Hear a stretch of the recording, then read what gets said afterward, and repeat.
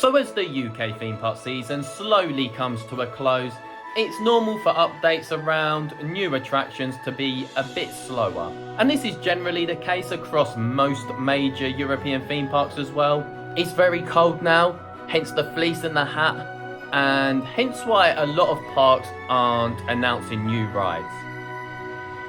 Though Efteling didn't get the memo, they decided it was a perfect time to open a brand new indoor immersive huge thrill ride. Bit of an odd time to do that as we head towards the winter season, but I do kind of rate it. So I'll get into all of that and answer the obvious questions as well very soon.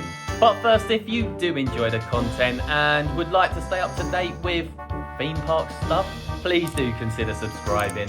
I really appreciate all the support I've had lately on the channel, and genuinely, I mean this, thank you so much. It makes me so happy. So if you're not aware, Efteling is a huge fairy tale style theme park situated near Eindhoven in the Netherlands, which is actually so accessible from the UK, and it's about an hour's flight from London. And the park has a very magical vibe to it, similar to what you'd expect from a Disney park.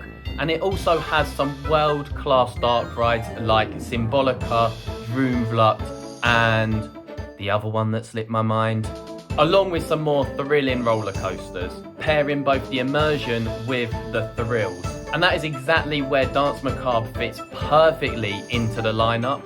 But what is Danse Macabre, I hear you ask? This is going to be riveting as I read it off the website. Danse Macabre is a haunted spectacle full of dark twists where 108 souls each take their seats to dance. I like dancing. And to paraphrase, it's an indoor rotating flat ride that takes you through some spooky show scenes. That was very concise. And so for me in this video, the questions that I want to address are: why is this ride a significant addition to the park? And also, could this be replicated across further parks? Could this ride system be duplicated and become more of a fixture within the theme park industry? And what I will say is that although usually these updates follow current news and events, a lot of this video will be speculative and opinion based. So yeah, that's what it's gonna be. Is Danse Macabre any good? So I haven't been able to ride it for myself, so I can only go off what my good friend Marcus has said.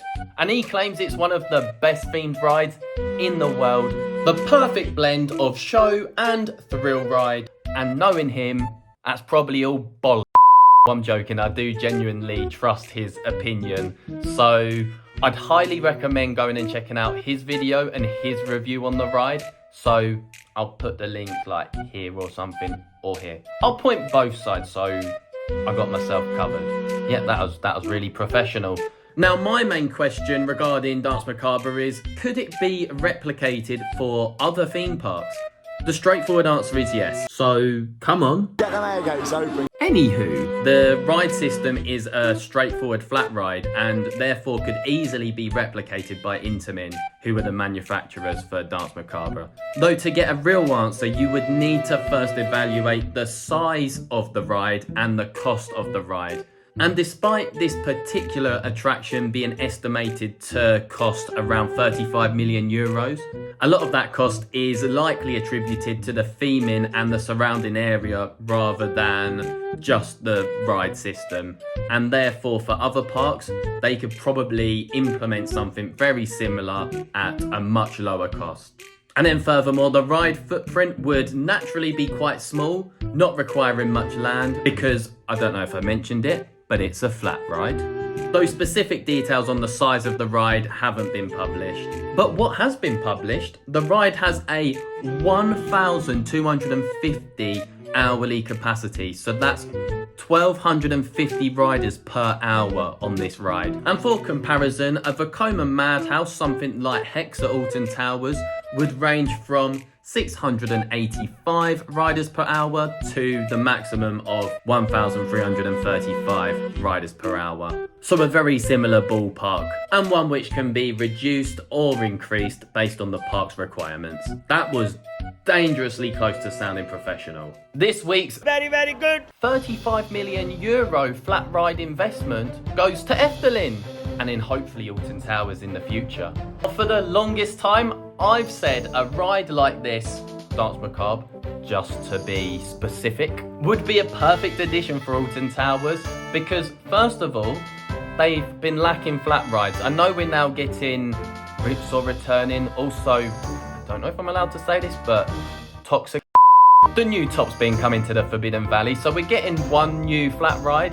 However, Alton Towers is a huge park and could definitely benefit from spreading these flat rides across the park. And furthermore, with Danse Macabre being an indoor flat ride, this is perfect for the Staffordshire weather because it's okay to do in the rain. And also with it being indoors, it'd be easier to be an immersive attraction that can tell a story, which is something that Alton Towers has historically been very good at.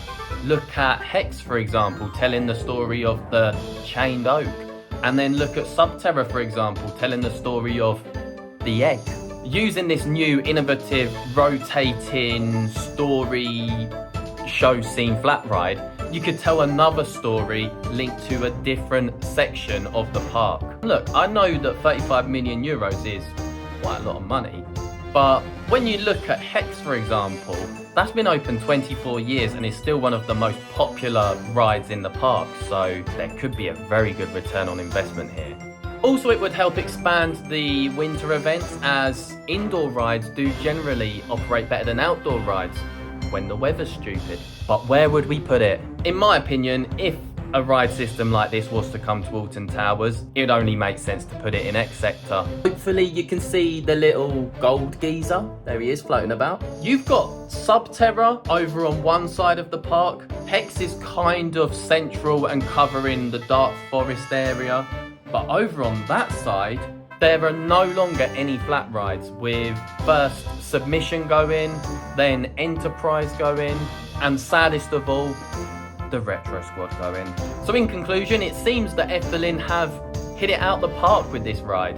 Danse Macabre seems to be a huge success, and I'd love to see it come to Alton Towers down in X Sector. Furthermore, this system is a great blueprint that could be replicated, much like a Vekoma Madhouse, which is seen at parks across the whole world and used as a ride system that not only expands the ride offering of a theme park, but enables parks to tell a story within a ride. Thanks so much for watching. Like the video if you did enjoy it. Comment below your opinion, and that's everything.